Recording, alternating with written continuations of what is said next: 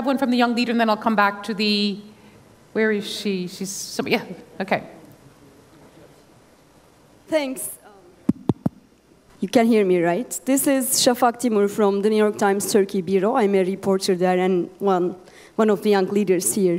So my question is both to Mr. Turkish Defense Minister and Mr. James Jeffrey about Turkey's and US position on a possible agreement between YPG and the regime, and to Turkish Minister as well, what will be the possible effects of it on the situation with the PKK inside Turkey? Thanks. Okay, so let's, we're going to come to that question in just a minute, but I don't want to leave without the comments of our distinguished colleague from Syria and also from Geir Pedersen. Let me come to you, Ambassador Jeffrey, because obviously there were many months of negotiations between Foreign Minister Sergei Lavrov and the former Secretary of State, John Kerry, trying to move forward in the political process. What are your hopes now as Geir Pedersen tries to launch a new process? How do you see these moving forward, given the realities of the military situation on the ground, but the legitimate demands continuing of the Syrian opposition? I remain optimistic. We support the UN and Geir Pedersen's efforts 1,000%, because we see this conflict as extremely dangerous. We've talked here about specific issues. Tomf was not mentioned, but that's one of them. The Manbij roadmap, what's happening in the northeast, the Idlib deconfliction, and on and on and on. There are dozens of portfolios all of us deal with daily. But the underlying problem is the nature of this regime. When we use these words that flow, territorial integrity, unity, and independence, in some people's minds that jumps to, well, that's what we have the government in Damascus for. No, it isn't. The government in Damascus is the primary reason why the international community has been seized with this issue in 7 years.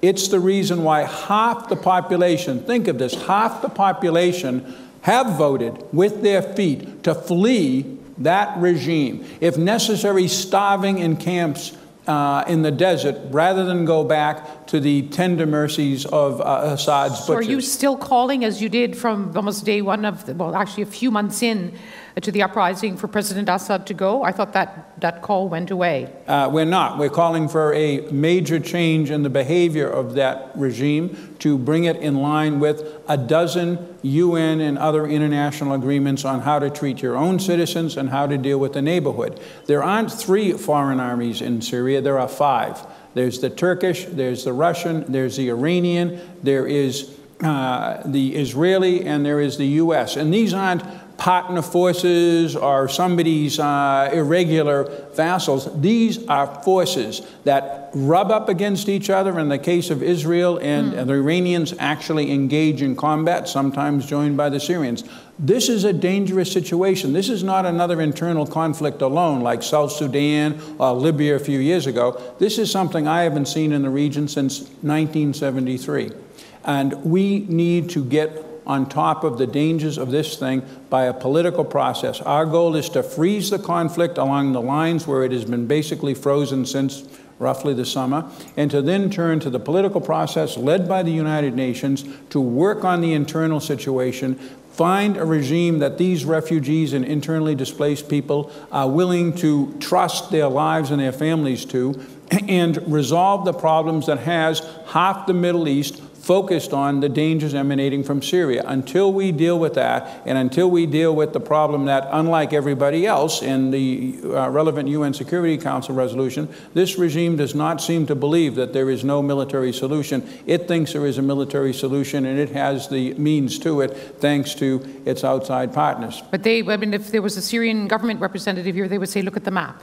Look at the map, that even though everyone said there is no military solution, the reality is there was a military solution, that the Syrian forces, backed by very loyal allies, Russia and Iran, has prevailed on the battlefield. And this will have an impact on the negotiating table. Sergei Vyshinin, I mean, there has to be a solution, a la the Geneva agreement, that brings in all Syrians. But how do you see the way forward, and bearing in mind Ambassador Jeffrey's comments? Thank you very much. First off, let me share the view expressed by the Syrian representative about the sanctions. The sanctions do exist. They do a lot of damage to the Syrians, ordinary Syrians. They are allegedly aimed against the regime, but they do a lot of damage to health, service, energy supplies, and food supplies. If we want to provide humanitarian assistance, we should not politicize this area. The word regime has been used many times here. It's a bad trend when whatever we don't like, whatever government we don't like, we call it a regime, and we try to deny any legitimacy to this government. This is not correct, especially as applied to Syria. We said Syria-led, Syria-owned political process. That means it's up to the Syrians to define their future, how they're going to live in a new Syria tomorrow without anything imposed from outside. Yes, under the auspices of the United Nations, with effective assistance from the United Nations. When we talk about Syrian problems, we should not oversimplify things. People were talking about the causes, the root causes, why millions of people left Syria, became refugees, many millions of Syrians, and displaced persons. But no one has used the word terrorism. Didn't we see terrorism in Syria? Didn't we see a huge space in Syria controlled by ISIS, al-Nusra, and other organizations listed as terrorist organizations by the United Nations? It was a fact. So you're absolutely right that some of the groups operating in Syria have been listed as terrorist organizations linked to Al-Qaeda. But let's bring it back, if I may, sir, with what we're discussing now. There have been repeated efforts by UN envoys to try to get the two sides to the table. One effort by Staffan de Mistura, he said both sides are responsible, but he especially pointed to the Syrian government and said, you are not approaching these talks with a genuine interest in a genuine political transition. In fact, they don't even accept the word transition, to which countless Western diplomats have said to me, Russia has to put more pressure on its ally to have a genuine political process. So what do you say to them? Well, I would say that today we have a situation described by the special envoy, Mr. Petersburg, that is, the agreement of the Syrian parties to 2254. That is the basis. To speak about the degree of enthusiasm of the government and the opposition towards political settlement would not be right. We could quote many statements by the government and by the opposition, by the way, which would not fit into what we call support for political process.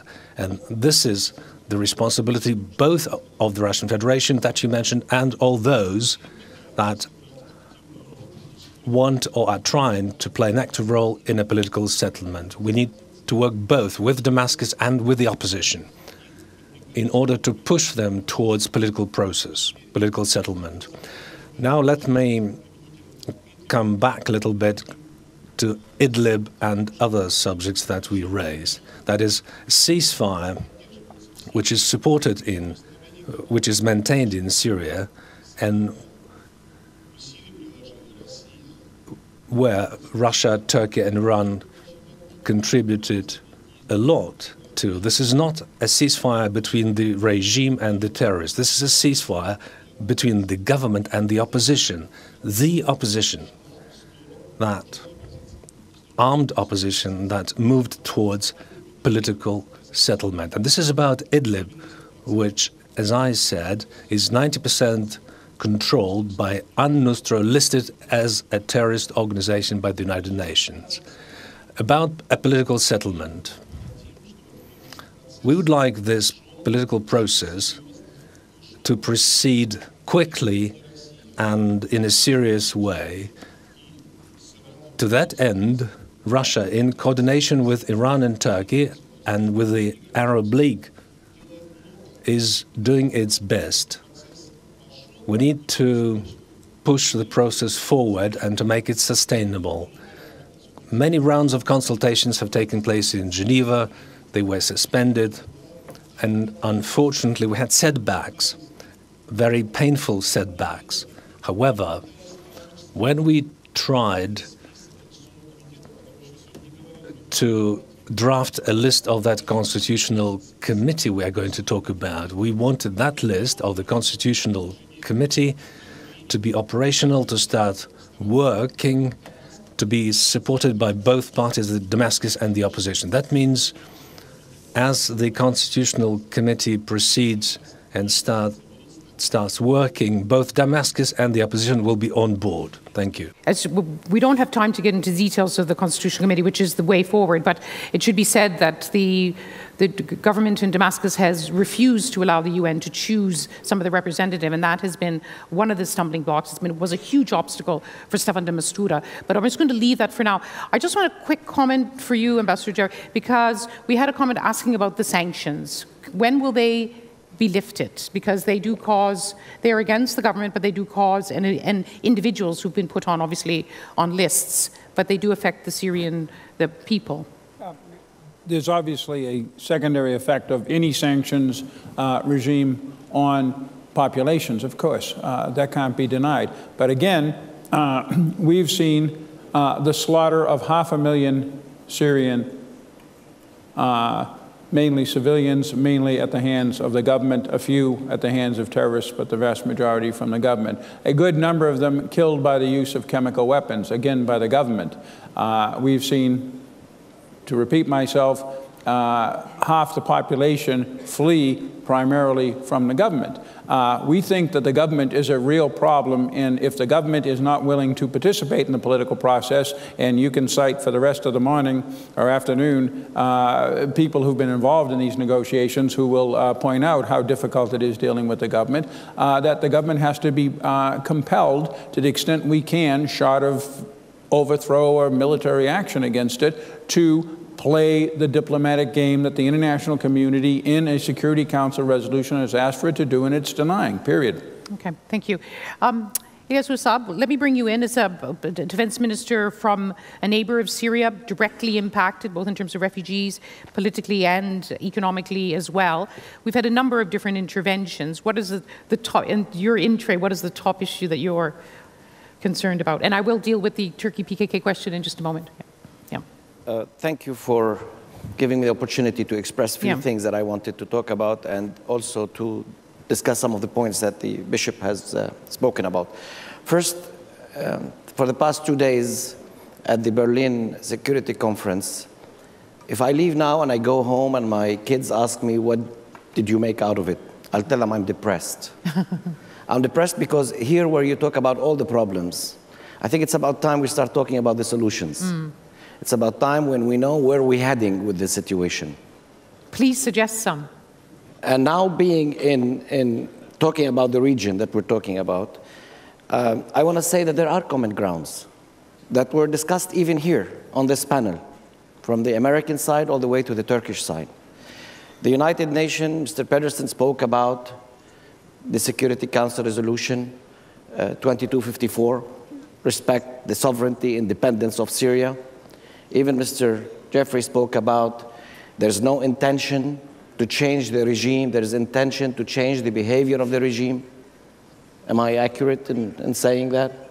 The Arab League has its position, which we all, as Arab countries, respect and want to support. The Russian side is also talking about the respect of the sovereignty of Syria and the independence and protect the land. Our Turkish friend spoke about the Adana agreement with the Syrian regime, with the Syrian government, the current Syrian government, and he's saying that they are planning to work within that agreement, which indirectly he's saying that they are working within an agreement between the current government in Syria and themselves.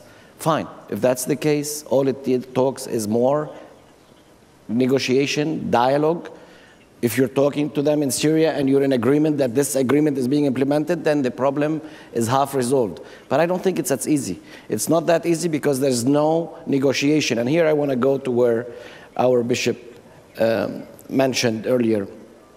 Let the Syrian people talk for themselves. Let them decide. Yes, there is a problem. That's why we are where we are today. But with more dialogue, if we hear the Syrian people talk more and listen to their suffering, yes, there could be opportunities, there could be hope. Also, I want to talk about the two bishops that he mentioned that went missing. There's many who've been disappeared. On the Sadly, we know border the in bishops, itself. but many Yesterday spoke with my colleague, the defense minister of Turkey, and I brought to his attention this topic, and he promised me to gather the intelligence that they have in Turkey to pass on the information, because we cannot have two bishops disappear and vanish when they were doing a humanitarian work, and they go unaccounted for, and nobody talks about them. So we hope that we get more information, and we put this yes, I think as Gare mentioned, this is an important issue for the United Nations. I mean, there's untold numbers. I want to talk to and briefly say something and pass on a message. Our experience in Lebanon, this problem may be over. The military war may be over with ISIS. It's true. But it doesn't mean the problem is going to go away. In the 1990s, after the Afghani and the Chechenian war, few people left this area and came to Lebanon after, the war was over, and they came to Lebanon. And those were the jihadists who were fighting part of the terrorist groups that were there.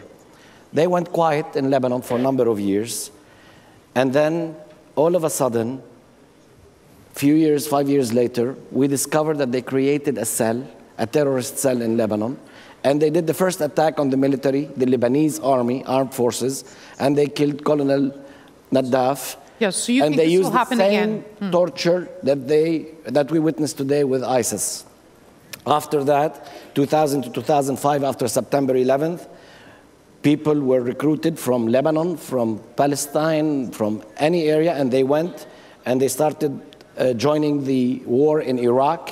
Yes. And they started to go to Afghanistan. Yes. So what I'm saying, that given the refugee situation, unless we find a proper solution, a humanitarian solution, unless we give these people hope. In my previous job, before I became Minister of Defense, I was Minister of Education in Lebanon. And my goal was to put every child in the classroom. And many international organizations helped me to do that, and we succeeded to a certain extent. Do you know who I was fighting against? ISIS. We were trying to recruit kids to put them in the school, and ISIS was recruiting them to take them and pay them $200 and give them guns and put them in the battlefield at the age of 12 years old. So we have a problem that we have to face and we have to deal with. And unless we find a solution, all we're talking about would remain, negotiation over an area, over a zone, over a safe zone. This is not going to resolve the main problem. The main problem is to look at what's waiting for us ahead. This is our experience in Lebanon. I have a report here that's been published, and I will be happy to share it with everyone, that talks how many of those terrorists come from many countries in Europe, the United States, and everywhere else. They may go back home. Yes, that is without knowing it. And they may do there what they did in Lebanon. Yes. So I will say let's focus on the big picture, on the common grounds that were discussed here today. From what I understand, everyone spoke about there is a government in Syria.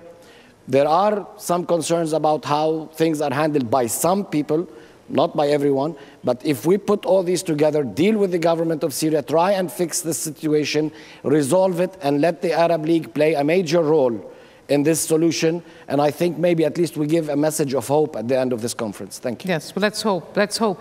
I don't want to get too much involved in the PKK, but to Your Excellency, the question from Timur from Turkey. But before that, let me say, with a few words very quickly. Number one, diplomatic and the political solution is essential within the Syria, and for the peace and stability, to clarify my ideas. And then for this, we are closely cooperating with the consortium, the nations, for to make a new constitution, and then a new election, and the legitimate government. And then remember what the ambassador. You're supporting that process. It's of course.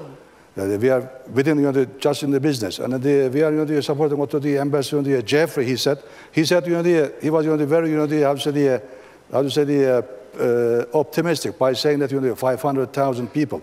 No, according to our information, almost 1 million people already killed in Syria. So all of them left their country for what? And then this is the problem: regime, and then some of the terrorist activities, starting with the ISIS, Daesh. Now the YPG turning to be another pressure how to say group on the people. So this is the current situation in the area, and then we are trying again to provide the security and the safety of our country, regardless of who they are. PKK, there is no, there are lots of evidence, there are lots of the reports. There is no difference between the PKK and YPG. This is the reason why we are fighting against them without making any difference between the PKK and the YPG. And regarding all of those the facts, and we say we will never ever let the establishment of a terrorist corridor in the south of Turkey. This is what we are why we are working so far. And all of them, what we did so far, not only for the benefit of Turkey, but also for the benefit of Syria. As soon as they complete the constitution and the election, who will be the legitimate government? Everybody will go with that. And this is another important issue. From time to time, taking this opportunity, there are some confusing point. Never ever we had any problem with neither Kurdish or another group, another nation in Syria or somewhere else. But our problem, our aim is only the terrorists. YPG never ever representing the Kurds. They are terrorist groups by itself. This is our position, and so we will continue within this way. We understand Turkey's concerns. It's right on its border. The Syrian Kurds, if they were here to defend themselves, may say they want autonomy within northern Syria. They want to run their own affairs. They've been an important player when it comes to the fight against so-called Islamic State. Very clear. Yeah, but we won't be able to resolve that here. I mean, you've been listening to that, and a number of people have said that the Arab League has to play a greater role. Like the UN Security Council has been bitterly divided over Syria and the future of Syria. Now you see the United Arab Emirates has opened an embassy in Damascus. It's the beginning of a shift. Some people are suggesting there should be an Arab group to help the efforts of the United Nations. Are you discussing, as we speak, some new efforts to try to play a constructive role, and if so, how? You see, up till this moment, as we speak, I didn't detect myself personally a change of the mood of the Arab countries in relation to a change in Syria. Me personally, I'm not very optimistic about the political course that is taking place right now. On the contrary, it is worsening by the day in comparison to what had happened in 2011, 2012. And the reasons are very clear. Get the two gentlemen to my left. They are opposed all along. He who have witnessed Lavrov yesterday and the vice president yesterday, they are in different poles. So are we to bring them together to agree on something on Syria? I find it really difficult. Then you have the opposition and the government in Damascus. The governments have been making inroads militarily. Are they in the mood to show flexibility and to engage? I wish. The opposition, same. I wish. But I see positions that are inherently difficult in negotiations. Then get the neighbors and the jockeying of positions or for positions amongst the neighbors. The Iranians. The Iranians, of course, I'm all the time trying to understand the sources of Iranian behavior, but I have to admit they are a difficulty in the region, and the discussions about influencing Arab capitals that they control the decision in Arab capitals, and they name Arab capitals, and their drive towards the Mediterranean, that is something that makes me really wonder, would they help? And then you have the Israeli-Iranian competition and the fear of a hot war taking place on Syrian territory. So all of this leads someone to reflect, are we really in a position to say, Geir Pedersen, launch yourself, or are we to think deeply about the process we have led over the last 8 years, whether there would be a change of course or so. Within Arab circles, not yet. The return of Syria to fill the seat within the Arab League is not yet mature. I cannot see a country presenting a decision, and then that decision is Yes, well, thank you very much for your very sober, very sad assessment. But I think, as the Pentagon would say, hope is not a strategy. We need to be very clear-eyed about the situation on the ground in order to find ways to move forward. We have a little bit of time left, and I want to very much get the sense of what the mood is in the room. And if anyone who's worked in Syria or is Syrian wants to ask a question, please do make yourself known. Yes, Ken.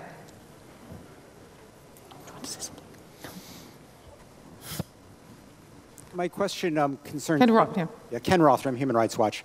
My question is to the Turkish and the Russian ministers about Idlib. We both, everybody was very happy that the ceasefire took place because, I mean, as Lisa's mentioned, there are 3 million civilians there, and there had been a long pattern that whenever you had Russian or Syrian bombardment, it was at best indiscriminate and at worst targeted at hospitals and other civilian institutions. So my question is, now that HTS, al-Nusra, has effectively taken over Idlib, is Russia and Turkey able to guarantee that there will not be a resumption of the kind of indiscriminate bombardment that would put these 3 million civilians at risk? Thank you for the question. Let's hold that for a minute, because it's good to get the mood in the room. Volker, if you want to pass the microphone here, and there's a question. Okay, question here. Thank you.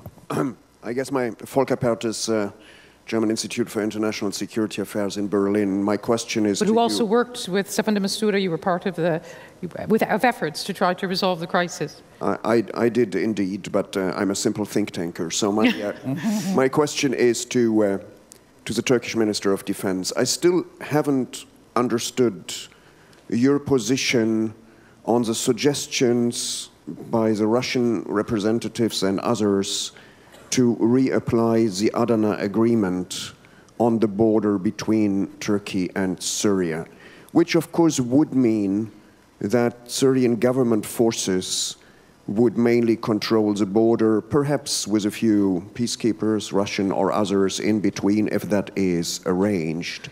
The alternative to that seems to be what your government is sometimes threatening with, namely a Turkish invasion and another bloodshed in northern Syria, or another Turkish occupation zone, as you seem to be establishing in Afrin, where also, as far as I can follow it, you're not just bringing refugees back, but you're actually re-engineering the demographic composition of that part of Syria. Thank you. Thank you, Volker. We'll take one more here. Sheikh, give me here. I think this, I didn't miss anyone. Okay.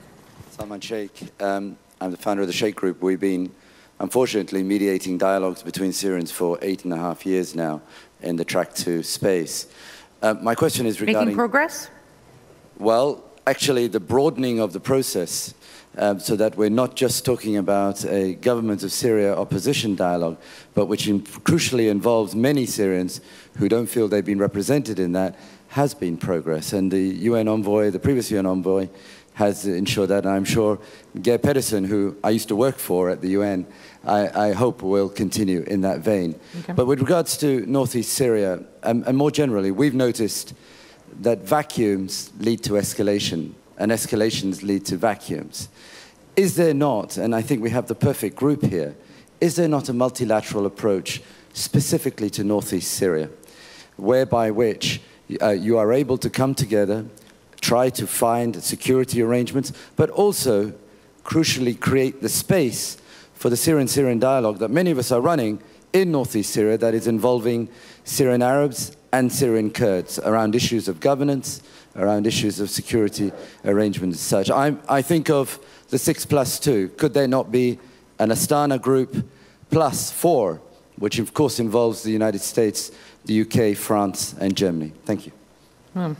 That's quite a bring more people into it. Let's deal first with Kenneth Roth's question. Perhaps, Sarah Vishnu, you could do that. How to avoid another humanitarian disaster, as we've seen too many times in Syria?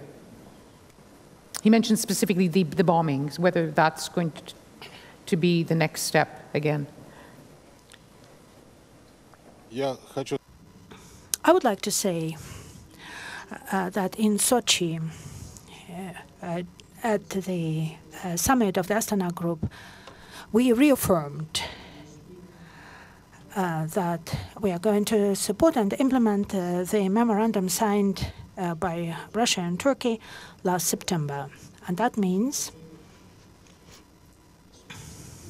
that while we continue to fight terrorism, we will also make sure that we do not create a risk for the civilian population. But I would like to repeat what I said earlier. We have been honest from the very start, and we continue to be honest. We keep saying that Idlib and the de-escalation zone there is a temporary measure. There can be no peace with terrorists.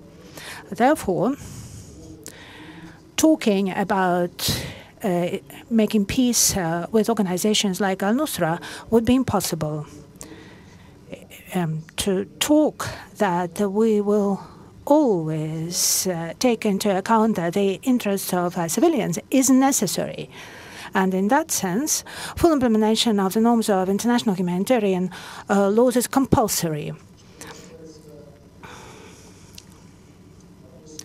As for the question about the northeast of Syria and taking into account the Arabs of Syrian Arabs and Kurds, this is an important objective.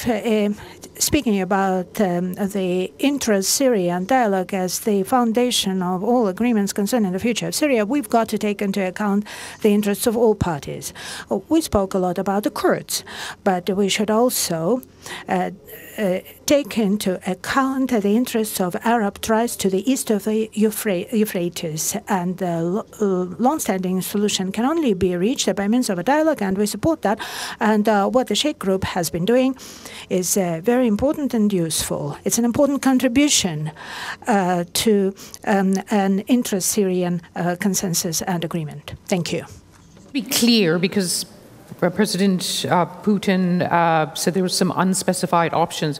Can you say here that there will not be another military assault, that you will try to resolve it through dialogue, or are you going to say that military options will still be on the table given the nature of the groups that are in Idlib? Just so we are clear.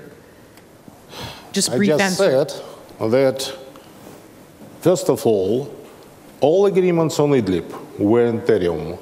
We said it publicly, we stated it in a very much honest way. And as I understand, and as I underlined, ceasefire, cessation of hostilities was and is between the government, governmental troops, and the opposition, armed opposition. There will be no any ceasefire between the government or anybody who supports the government and terrorists. They are a common threat for everybody. So they could be targeted? They, absolutely, but at the same time, that I also underlined that we should avoid any suffering of peaceful population. There should be no damages. There should be a strict respect of international humanitarian law. Okay, thank you very much for that clarity. And just so people are absolutely clear that it is true that the Al-Qaeda-linked group is now dominating, especially since last month. But there are many civilian activists who have moved to Idlib, been pushed from other parts of Syria, and there are groups who are aligned to Turkey, which Turkey is trying to get the more extremist groups to work with. It's quite a complex patchwork. We don't have much time left, but I think, Your Excellency, about the Adana process, which was mentioned by Ahmed Abu Ghaith as well, that the Syrian government forces would come to the border to help protect your security. Is that acceptable? Just with a few words about the Idlib, we are trying to do everything and whatever we can regarding the Sochi MOU, the Sochi memorandum, whatever we decided to, whatever we agreed to with the Russian colleagues. And at the same time, while we are doing this as Turkey inside the Idlib, also we are in close coordination with the Russian side. It is not easy. It is not a simple issue. I think this is very complex, very critical issue. And then as he said with my colleague, we are very sensitive. We are very careful about any collateral damage. But before that, I have to say, very clearly, we are all the way entirely against, and we are fighting against the HTS and the other drives of them. I mean, the other relatives, let's say the Al Qaeda, the Nusra, because there are lots of different titles. But one, the group of the terrorists over there, radicals, we are calling. So we are 100% disagree with them, and we are fighting against them. But it is not easy. And another important issue, one of the questions of the colleagues, the 98 the Adana MOU between Turkey and Syria. And within this one, it said we would coordinate to fighting against the terrorists in Syria. But at the moment, currently, is it possible for the regime to fight against YPG, against other terrorist groups? So this is why we are there. And then please remember, dear colleague, about what we did, as I said before, I repeat, sorry, in Afrin, in Jarablus, Azaz, Elbab, we cleared those areas from the ISIS, from the Daesh, from the other YPG terrorist groups, and now at least 300,000 people already returned their homes. This is what we are trying. And then also, this is a very important point this gentleman mentioned. After the withdrawal of the American troops, and the vacuum of the power vacuum is very, very important. Otherwise, the situation turned to be a complex shape, and it will expose another additional problem, burden for all of us. So we have to be careful while we are planning and while we are executing our plans. Thank you. Very complicated situation on the ground, very complicated patchwork of Syrian groups, of non-Syrian groups, many wars within wars in Syria, and that has been, again, tragically clear. So the question for this panel, which was Syrian conflict, strategy or tragedy, sadly it is both. There are many strategies, but they belong to individual countries. There's also a strategy of the United Nations, and we wish Geir Pedersen well because he is meant to represent the international community. And most of all, we hope for Syrians who have suffered all too much in this devastating war, that there is good news at hand. But we thank you, Ahmed Ghaith, for your sober assessment. We thank you, Ambassador Jeffries. We thank you, Seri Vishinin. We also thank you, Ilyas Bousab, and also Your Excellency Hulusi Akar from Turkey. We thank all of you, too, for your questions. But it leaves me to give the final say to Wolfgang Ischinger, Ambassador Ischinger, who so kindly has hosted us for yet another terrific Munich Security Conference. So thank our panelists, and please welcome Ambassador Ischinger.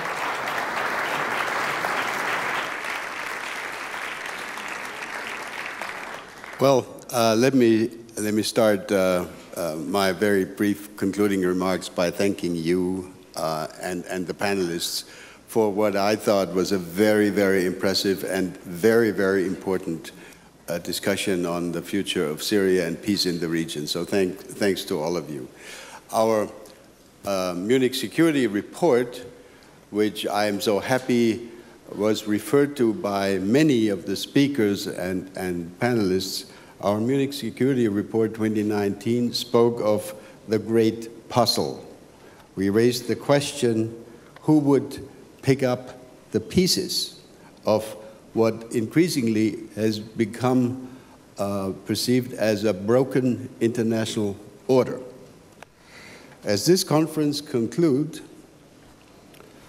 critics might argue that some speakers were less interested in putting the pieces together than in creating more disarray in our international system. And let me say that a year ago, at the conclusion of last year's meeting, where we talked about to the brink and back, I thought that many of the participants thought that maybe that was a little going too far, that not everything was wrong and the system was actually working quite well. One of my takeaways from this conference is that I think a vast majority of those among you with whom I had an opportunity to chat in the halls, a vast majority is now sharing our conviction that we have a real problem that needs to be addressed. Point one. So if we conclude that the international system is in bad shape, I want to just highlight one point which is very important to me personally, which came out in the early morning discussion today. Our international legal system, based on the Charter of the United Nations, has developed in a way that it is now interpreted by many, unfortunately, more as a system to protect dictators than as a system to protect humans. And I think it is our collective opportunity and task and obligation to try to work in the direction that the fundamentals of international law will be interpreted in a way that prevents international law from protecting dictators and forces everybody to interpret international law as a law protecting humans. Nothing happened. This is okay. Last night, ladies and gentlemen, we awarded the Ewald von Kleist Award. Many of you were in the residence here in Munich, to two leaders who have actually been able to put together the pieces again in their own respective part of Europe. I'm speaking of Prime Minister Tsipras and Prime Minister Zaev. They demonstrated that what we are uniting for each year here, namely to see whether diplomacy can work, they demonstrated that diplomacy does work if efforts are focused on it, if the timing is right, and if the political will is present. So I want to just congratulate these two again. And I would also like to congratulate two other leaders who behaved differently from many others. We tried to put a number of, quote-unquote conflict partners on stage together. Most of them refused to do that. But two actually were courageous enough to do it, and I want to just highlight that point. President Vučić of Serbia and President Hashim Thaçi of Kosovo, even though the differences between the two are still substantial, as came out in our discussion yesterday, they were courageous enough to sit on stage together and discuss their differences, and that's, I think, the kind of approach that we want, and I want to just honor them.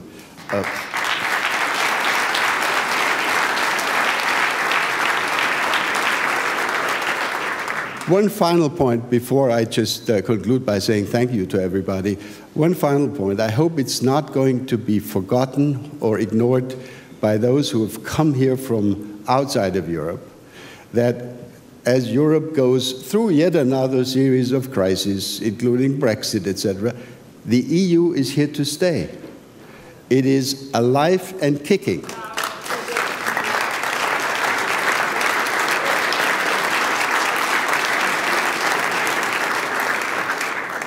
And I'm very happy to see that not only Angela Merkel, but so many other leaders from within the European Union came here to share that message and to make sure that that is understood in the world beyond the borders of Europe. So now finally, just to say thank you. I want to start my thank you comments in reverse order, because usually, you know, at the very last moment you say, by the way, thank you to the team.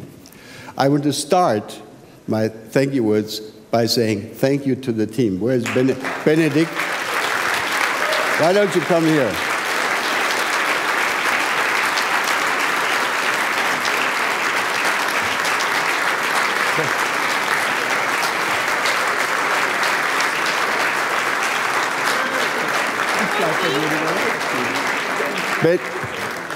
Benedikt Franke runs a team of about 2 or 3 dozen young professionals here in Munich and in Berlin, and they were the ones who put all of this together. So I want to just say thank you to you and to the entire team. I can't call them all on stage now, so thank you very much.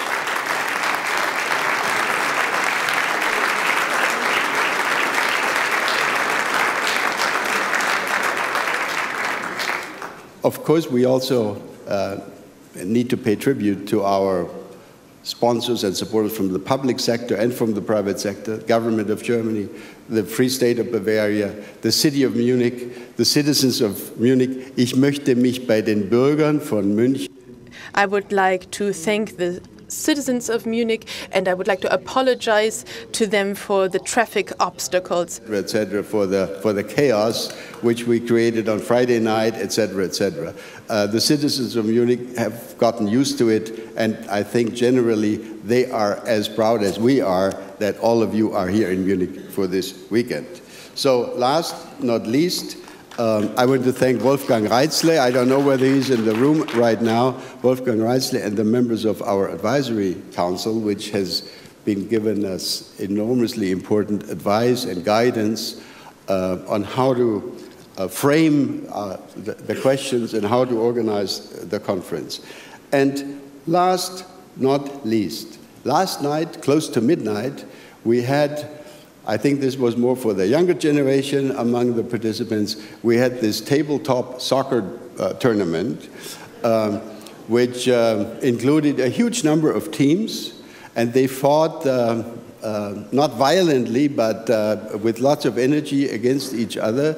The prevailing team that won first prize was, and I'm really delighted to say this, was a group that is trying to abolish nuclear weapons, namely the representative of ICANN, Beatrice Fien. I think wasn't on the team herself, but her team won. So I want to congratulate those who want to abolish nuclear weapons. They at least won the tabletop soccer tournament, and that's a good start. Very last word, save the date. The next Munich Security Conference will begin on February the 14th, 2020.